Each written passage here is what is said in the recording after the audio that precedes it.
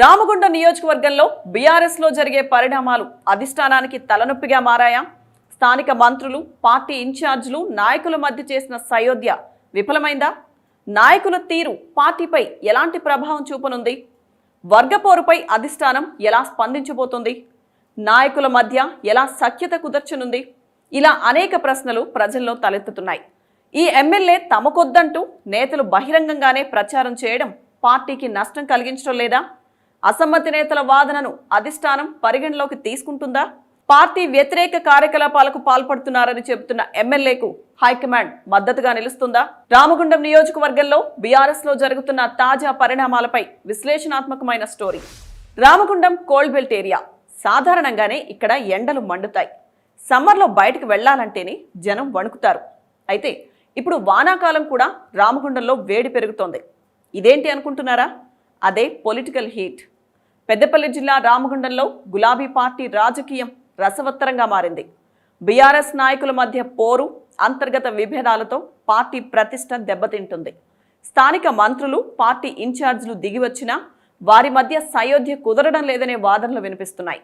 దీంతో అందరిలో రామగుండం గులాబీ పార్టీ రాజకీయంపై ఆసక్తి నెలకొంటుంది. నాటి నుంచి నేటి వరకు నాయకుల మధ్య ఉన్న ఆధిపత్య పోరు చిలికి చిలికి గాలివానలా తయారై వర్గాలుగా విడిపోయే పరిస్థితికి వచ్చింది. రామగుండంలో రోజు రోజుకు పెరుగుతున్న రాజకీయ పోరు వారి మధ్య విభేదాలను సృష్టించే విధంగా తయారవుతుందని పలువురు రాజకీయ విశ్లేషకులు భావిస్తున్నారు. నియోజకవర్గ పరిస్థితులతో కింది స్థాయి నాయకులు, కార్యకర్తలు అయోమయానికి గురయ్యే పరిస్థితులు నెలకొంటున్నాయి. ఎవరి వర్గం ఎవరి వైపు ఉండాలో, ఎవరికి మద్దతు ఇవ్వాలో తెలియక గందరగోళ పరిస్థితి నెలకొంది. రాబోయే ఎన్నికల్లో గెలిపే లక్ష్యంగా అన్ని నియోజకవర్గాల్లో కార్యకర్తలు, నాయకులు ప్రతి ఒక్కరూ కలిసికట్టుగా పనిచేయాలని అధిష్టానం పిలుపునిచ్చింది. ఎమ్మెల్యే నిత్యం ప్రజల్లో ఉంటూ ప్రభుత్వ పథకాలను జనంలోకి తీసుకువెళ్లాలని సూచిస్తున్నా దీనికి భిన్నంగా రామగుండం రాజకీయాలు కొనసాగుతున్నాయి.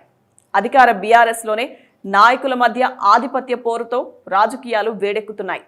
ప్రస్తుత ఎమ్మెల్యే కోరుకంటి చందర్కు టికెట్ ఇస్తే ఓటమి తప్పదని ఆశావహులు బహిరంగంగా ప్రకటిస్తున్నారు. కోరుకంటి చందర్ కాకుండా ఆశావహుల్లో ఎవరికి టికెట్ ఇచ్చినా గెలిపించుకుంటామని నియోజకవర్గ నాయకులు బహిరంగంగానే ప్రకటిస్తున్నారు.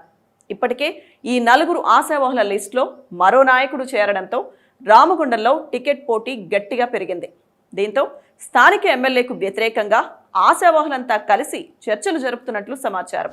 రామగుండం నియోజకవర్గంలో ఆశావహులు నగరపాలక సంస్థ మాజీ mayor Konkati Lakshminarayana, Palakurthi ZPTC Kandula Sandhyarani, TBGKS ప్రధాన కార్యదర్శి Miriyala Rajireddy, BRS senior leader Patipelli Ellaiah ఏకమయ్యారు.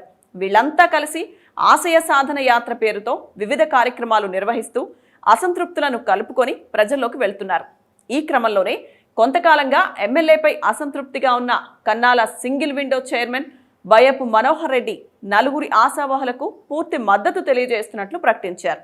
అయితే ఈ నలుగురితో పాటు తాను కూడా ఎమ్మెల్యే బరిలో పోటీలో ఉంటానని, ఐదుగురిలో ఎవ్వరికి టికెట్ ఇచ్చినా కలిసికట్టుగా పోరాడి గెలిపించుకుంటామని ప్రకటించారు.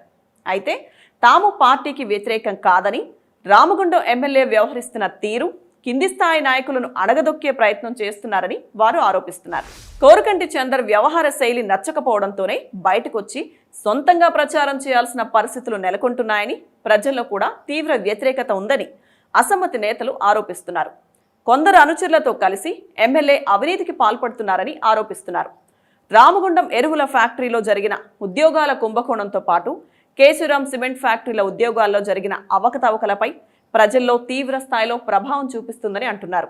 కోరుకంటి చందర్కు బీఆర్ఎస్ టికెట్ ఇస్తే పార్టీ ఓడిపోవడం ఖాయమని బయ్యపు మనోహర్ రెడ్డి తీవ్ర విమర్శలు చేస్తున్నారు. అయితే ఇప్పటికే రామగుండం నియోజకవర్గంలో నడుస్తున్న గ్రూప్ రాజకీయాలపై అధిష్టానం ఎప్పటికప్పుడు ఆరా తీస్తున్నట్లు సమాచారం.